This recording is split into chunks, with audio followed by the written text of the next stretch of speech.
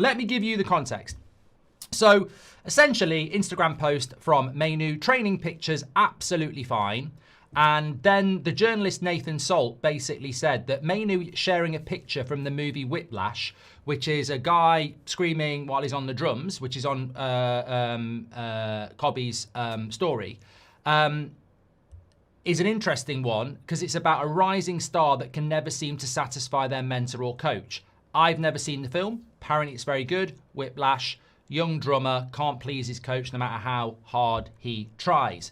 Also had a message from Connor who said, Mainoo's fourth picture on his Instagram was of Miles Teller in a film called Whiplash. In the film, he plays a character who is massively talented at playing the drums, but his mentor constantly undermines him and downplays his talent and even lets others who are obviously worse play in concerts over him. It results in the character basically having a mental breakdown as he feels like no matter what he does, he'll never be good enough. I think people are seeing the post Mainoo has done as him saying, no matter what I do, I'll never be good enough to play, so what's the point in staying or trying, essentially.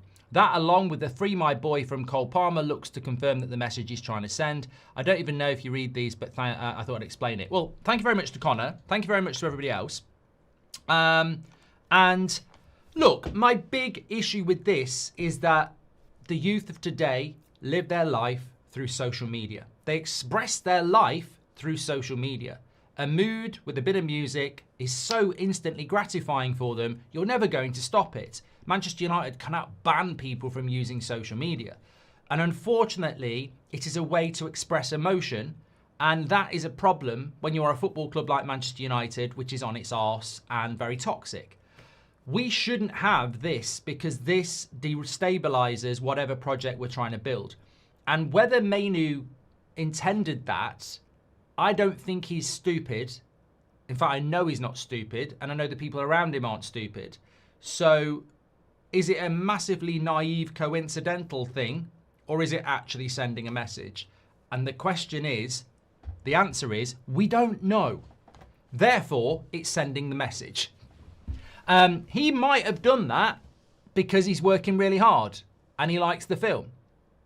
He might have done it to send the message that my coach is a twat. Like, we don't know, but the ambiguity basically sends the message to some people that the coach is a twat, and therefore the Mainoo versus AMORIM thing carries on.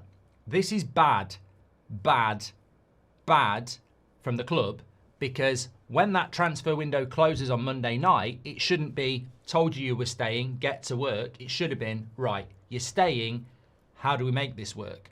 And clearly, a few days later, it doesn't feel like that's happened, which therefore, to me, falls onto the club again for mismanaging what is clearly, potentially, a very, very big issue. There are people out there that don't like AMORIM in this fan base and will back Mainoo on this. And there are people out there that will not want to see another young player behaving on social media like previous players have. It wasn't too many years ago where every international break, we had a Pogba story. It's not that long ago where we had Garnacho walking around in a Villa shirt. Now, Mainoo's not doing that, but we don't want any indication of any Man United player doing that. And why is it always Manchester United? So I just think that, look, it could be a storm in a teacup, and I hope it is, but the fact that it's out there and I've never seen the film and people are reading it that way, I think it's problematic. I mean, I read a tweet today, this morning. Who was it from? It was from at United Benny. And they said, Mainoo is treading on dangerous ground. If he doesn't take care, he will go down just like other players who don't reach the top because they're arrogant. If he doesn't know who he should try, AMORIM, he will rot on the bench the whole of the season. I just think, look, ultimately, that's just a random tweet. But my message is this. Social media did not exist when I grew up watching the class of 92, Roy Keane, Eric Cantona, etc. David Beckham, towards the end, loved Manchester United, but didn't have a great relationship with Sir Alex Ferguson. And Sir Alex Ferguson loved Manchester United, but didn't have a great relationship with David Beckham. If social media had existed, maybe David Beckham would have used it in a very similar way, because he loves United and is frustrated, and Sir Alex is not giving him, you know, what he feels he deserves, and Sir Alex is frustrated with him. But only one person can win. The one that says manager on the door. as a player, you are not a manager, and you should not be politicising Manchester United fan base for your own agenda. And that is how some people will read this, that you are undermining the manager by going public to garner affection.